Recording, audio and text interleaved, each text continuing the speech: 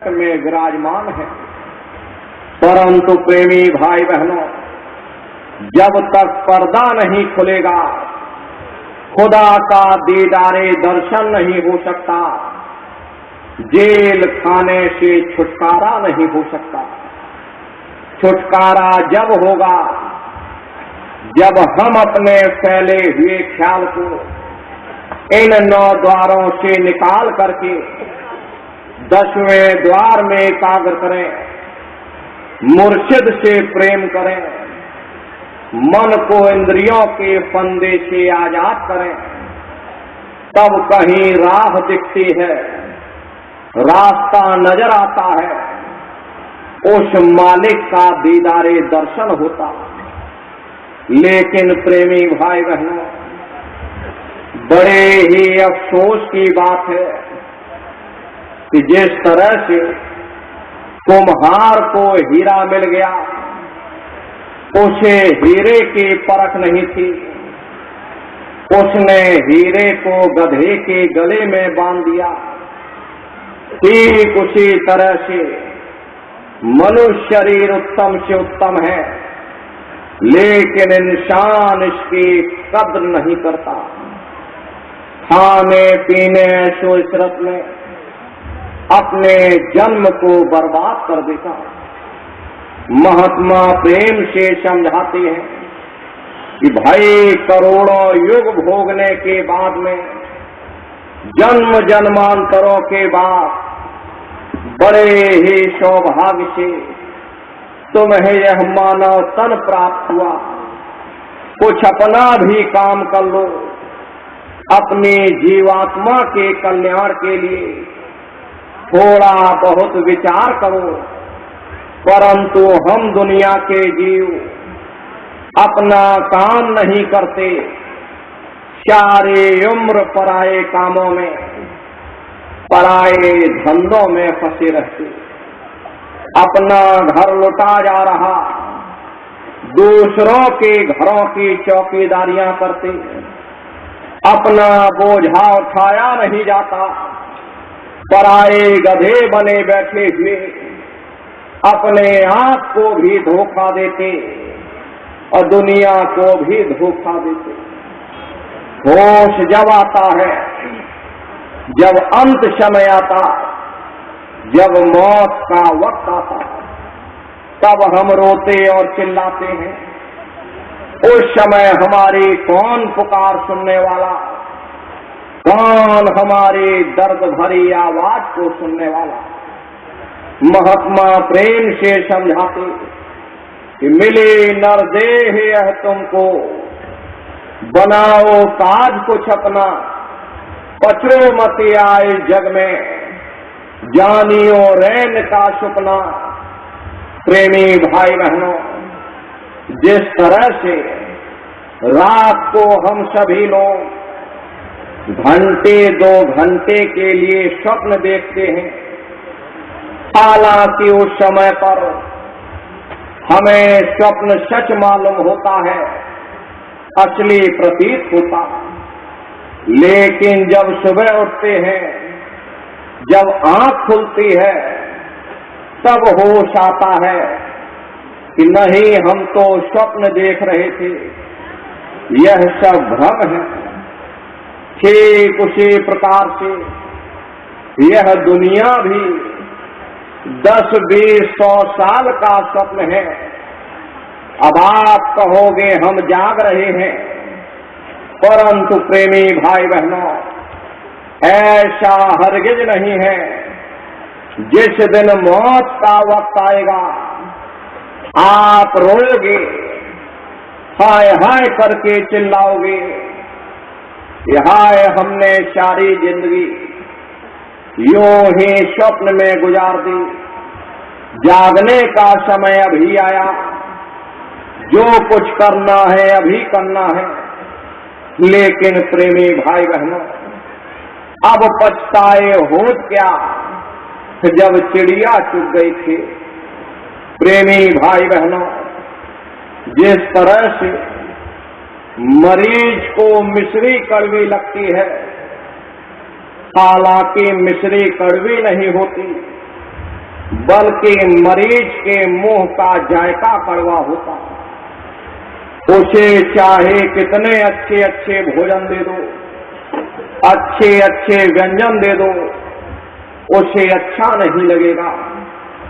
ठीक उसी प्रकार से यह मनुष्य भी इंद्रियों के भोग और रोग में इस कदर से फंसा हुआ है, यहां से निकलना दुश्वार हो गया। निकलना तो दूर की बात रही, उस मालिक की ओर ध्यान ही नहीं जाता, शब्द या नाम की ओर ख्याल ही नहीं जाता। और अगर भूले भटके चला भी जाए तो ये दुनिया की लज्जतें, दुनिया की वासनाएं उसे बाहर खींच लाती। महात्मा करे तो क्या करें, महात्मा दवा देते हैं मगर आप लोग खाते ही नहीं। जिस तरह से डॉक्टर मरीज को दवा देता है और अगर मरीज खाए ही ना तो बताओ वह स्वस्थ कैसे हो सकता। डॉक्टर की दवा अलमारी में रखी हुई, मरीज बिस्तर पर पड़ा हुआ और गालियां आप डॉक्टर को देते। इसमें डॉक्टर का क्या कसूर, इसमें महात्मा का क्या कसूर। प्रेमी भाई बहनों, जब तक यह मन अपनी स्वयं की गलती नहीं देखेगा हम कभी कामयाब नहीं हो सकते। महात्मा प्रेम से हमें समझाते कि भाई देह और ग्रेह सब झूठा, धर्म में काहे को खपना। ये घरवार हमारा नहीं, ये पराया देश है, ये सराय खाना है, ये मुसाफिर खाना है, ये शरीर भी हमारा अपना नहीं, ये भी काल का पिंजरा है, किराए का मकान है, पराया मकान है। किसी को 40-50 साल के लिए मिला, किसी को 80-90 साल के लिए मिला। जितने जितने श्वास उस परमात्मा ने बख्शे हैं, उसे भुगतने के बाद में हमें शरीर को यहीं छोड़ जाना। यह देह ना तो आज तक किसी के साथ गई और ना ही कभी जा सकती। असली बात तो ये है कि इंसान का जामा उस परम पिता परमात्मा ने केवल अपनी भक्ति और प्यार के लिए बख्शा। लेकिन दुर्भाग्य है, जब जब हमें यह मौका मिलता, ये मानव जीवन मिलता है, हम जिंदगी के असल मकसद को भूल जाते, उल्टा कौमों मजहबों के झगड़े में उलझ जाते, धन दौलत के चक्कर में पड़कर एक दूसरे के गला काटने की योजनाएं बनाना शुरू कर देते। इतना इन भोगों में लिप्त हो जाते हैं कि और तो और हम अपनी मौत को ही भूल जाते। हम रोज देखते हैं कि हमारे ही साथी, हमारे ही रिश्ते नातेदार, हमारे ही कुटुंब परिवार वाले एक एक करके हमारा साथ छोड़कर चले जा रहे, बल्कि हम खुद उन्हें कंधों पर उठाकर शमशान भूमि पर छोड़कर आते। आंखों से देखते हैं जिस चीज के लिए वह इतना भटकता था, जिस चीज के लिए वह इतना तड़पता था, अपना अपना कह करके फक्र या गर महसूस किया करता था, उसमें से किसी ने उसका साथ नहीं दिया। हम मन में यह सोच लेते हैं कि शायद वह बदकिस्मत होगा, कुछ भी अपने साथ ना ले जा सका। शायद हम सब कुछ गठरी मुठरी बांध करके अपने साथ लेकर चले जाएंगे। महात्मा कहते हैं कि भाई तुम उस समय को, उस वक्त को अपनी आंखों के सामने रखकर देखो। उस समय तुम्हारी कौन सहायता करेगा, कौन तुम्हारी मदद करेगा। धन दारा सुत नाती कहियन, यह नहीं आवे काम। ये बाल बच्चे, ये रिश्ते नातेदार, ये कुटुंब परिवार वाले, जिनके लिए हम आप इतनी ठगियां करते, इतनी बेईमानियां करते, इतने इतने जिंदगी के उसूलों को कुर्बान कर देते, इनको तो यह भी पता नहीं चलता कि मौत के फरिश्ते आए किधर से और लेकर किधर चले गए। शहजोबाई कहती हैं कि शहजो मौत आइया, अंग अंग दिया तो किया जरे छाती फटे, उठे पीर घन घोर। उस समय बड़ा दर्द होता है, बड़ा ही कष्ट होता है। गुरु महाराज सत्संग में फरमाते थे कि जैसे 1 लाख बिच्छू एक साथ हमारे जिस्म पर डंक मारे, उससे भी लाखों करोड़ों गुना ज्यादा मौत के समय में दर्द होता। उस समय जीव की हालत या तो जीव ही समझ सकता है या कोई समर्थ महापुरुष ही जान सकते। आगे रहने अंधेरा भारी, काज करो कुछ दिन में, यह देही फिर हाथ न आवे, फिरे 84 वन में। मौत के बाद में हमें अकेले ही जाना पड़ता। वहां ज्ञानता का अंधेरा है, रास्ता नजर नहीं आता, कोई रहबर मिला नहीं। सिर पर पापों का बोझ, पापों की गठरी उठाई हुई जीव उस अंधेरे में भटकता फिरता, उस अंधेरे में तड़पता फिरता। फिर क्या पता है ये निशान का जामा मिले या न मिले, या ऐसे जगह जन्म हो जाए जहां भूले भटके भी हमारा ध्यान उस मालिक की भक्ति की तरफ ना जा सके। प्रेमी भाई बहनों, दुनिया में नजर मार कर देखो, कौमों की कौमें, मजहबों के मजहब, मुल्कों के मुल्क मालिक की असली भक्ति से खाली बैठे हुए। इसलिए प्रेमी भाई बहनों, अभी मौका है। ये मानव जीवन आपको मिला है, मानव तन आपको मिला है, इसे व्यर्थ में ना गवाओ।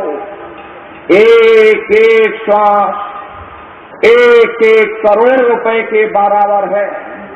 ये श्वास बहुमूल्य है, इसकी कोई कीमत नहीं। जो श्वास एक बार निकल गई दोबारा आने वाली नहीं। श्वास दुधारा नित्य ही जारी, एक दिन खाली शाम। प्रेमी भाई बहनों, एक तालाब पानी से चाहे कितना भी क्यों ना भरा हो, आप एक छोटी सी नाली काटकर खोल दीजिए, सारा पानी ही बाहर निकल जाएगा। ठीक उसी प्रकार से हमारा यह शरीर भी श्वासों का भंडार है। जब तक श्वासों का भंडार जारी है, हम दुनिया के कामकाज में फंसे हुए हैं, दुनिया के कारोबार में उलझे हुए। लेकिन जिस वक्त श्वासों का भंडार खाली होगा, टेलीफोन खड़क जाएंगे, तार पहुंच जाएंगे, संदेश पहुंच जाएंगे, सब रिश्ते नातेदार, सब कुटुंब परिवार वाले, सब अड़ोस पड़ोस वाले मिनटों सेकंडों में इकट्ठा हो जाएंगे। प्रेमी भाई बहनों, जिस शरीर से तुम इतना प्रेम किया करते थे, तुम इतना मोह किया करते थे, उसे कोई एक रात भी घर में रखने को तैयार नहीं होता। कंधों पर उठा करके शमशान भूमि पर छोड़कर आ जाते। हिंदू लोग तिनका तोड़ाते कि जिस तरह से तिनका टूट गया, तेरा मेरा रिश्ता नाता टूट गया।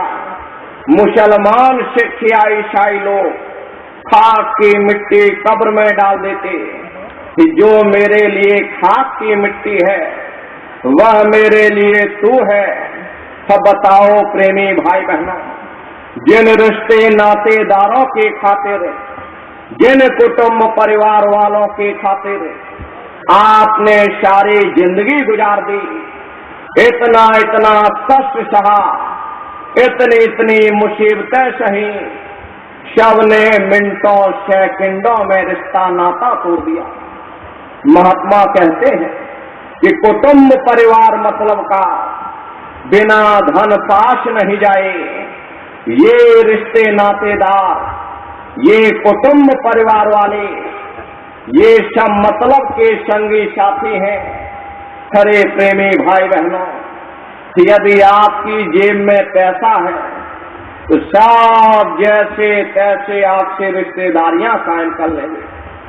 आज आपकी जेब खाली हो जाए तो बेटा बाप को बाप कहने के लिए तैयार नहीं होता। आप रोज कचहरियों में मुकदमों का हाल देखते, यदि किसी पिता ने बंटवारा करते समय किसी बेटे को 1000 रुपया कम दे दिया या 1 बीघा जमीन कम दे दी तो बेटा बाप का दुश्मन बन जाता, उसे ले जाकर कचहरियों में खड़ा कर देता। अपना यहाँ क्या है, ये तो जमीन जायदादों की रिश्तेदारियां, रुपए पैसों के संगी साथी हैं।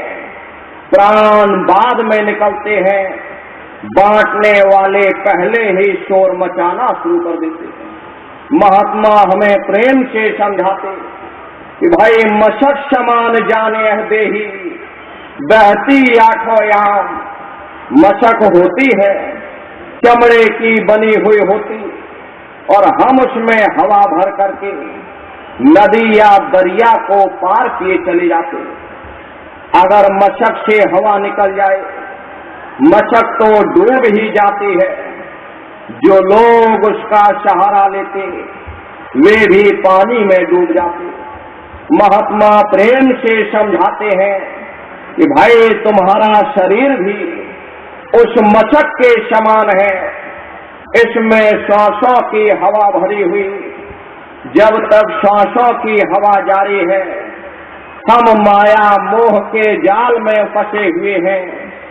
लेकिन जिस वक्त सांसों की हवा निकलेगी, हम तो डूब ही जाएंगे।